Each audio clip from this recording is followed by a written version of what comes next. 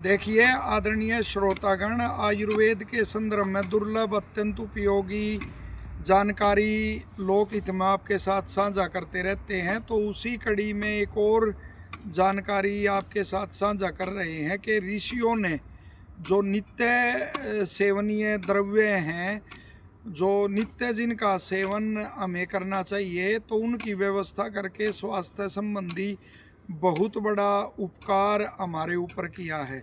पिछली एक वीडियो में हमने जो विभिन्न प्रकार के स्रोत होते हैं, विभिन्न स्रोत होते हैं, तो उनकी जानकारी दी थी कि 9 जो बाहरी स्रोत होते हैं और 13 अंदर के स्रोत होते हैं।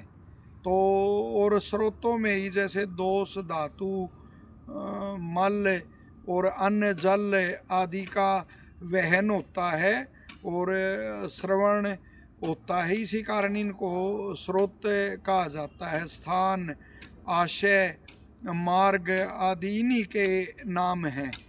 तो ऋषियों ने नित्य सेवनीय द्रव्यों का वर्णन किया है, वो बड़ा लाभदायक है, क्योंकि उनसे जो स्रोत होते हैं तो उनकी दुष्टि नहीं होती।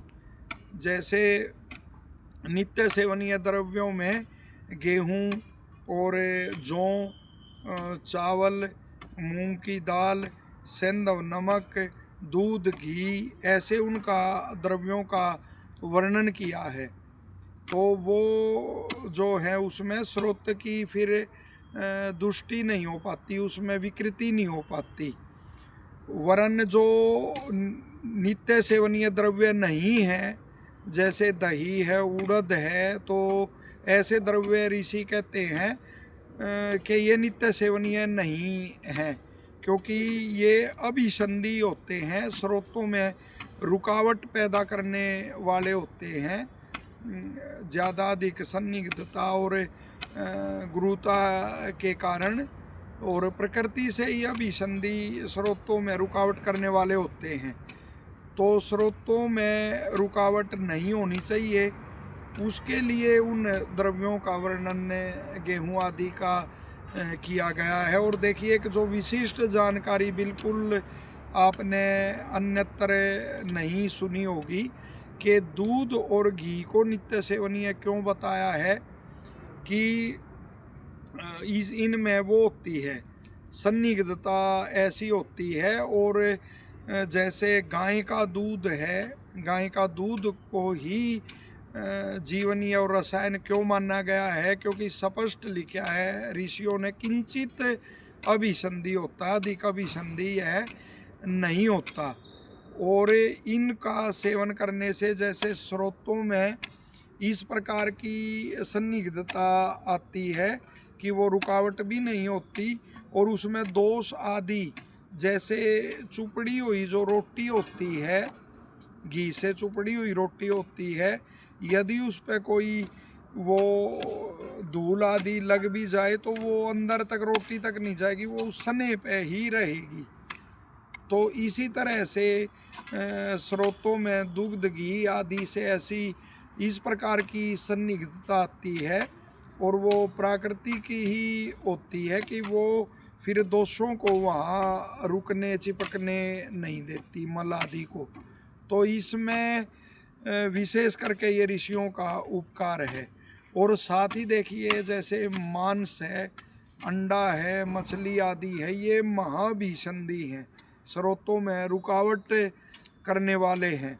तो इनका सेवन जैसे सात्विक भी इनको नहीं माना गया, और इनका सेवन नहीं करना चाहिए। और इसका अर्थ ये भी नहीं है कि जैसे जो लघु द्रव्य हैं केवल उनका ही सेवन करना चाहिए।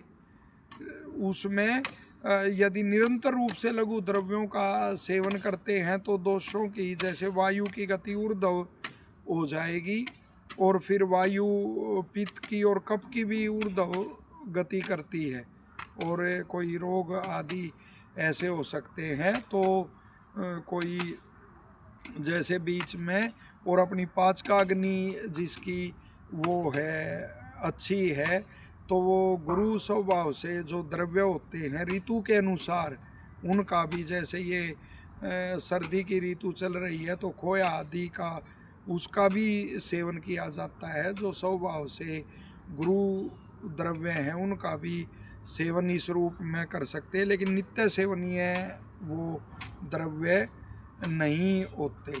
तो इस प्रकार से इस तथ्य को जानना चाहिए। और हृदय जैसे है वह रस, वह स्रोत है।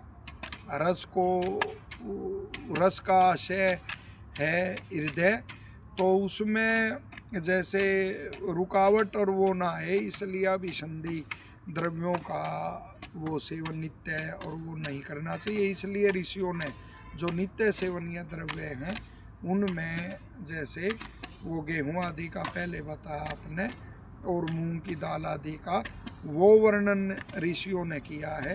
तो इस प्रकार से आप इन तथ्यों को जानकर सात्विक और नित्य सेवनीय आहार का प्रयोग करें। और जो भ्रांति है कि दूध घी का सेवन नहीं करना चाहिए, अनेक वो कुछ भी डाल देते हैं, वीडियो लिखते हैं कि मांस उसमें दुग्ध क्या मांस नहीं है, तो वो तो ऋषियों ने स्पष्ट वर्ग अलग रखे हैं।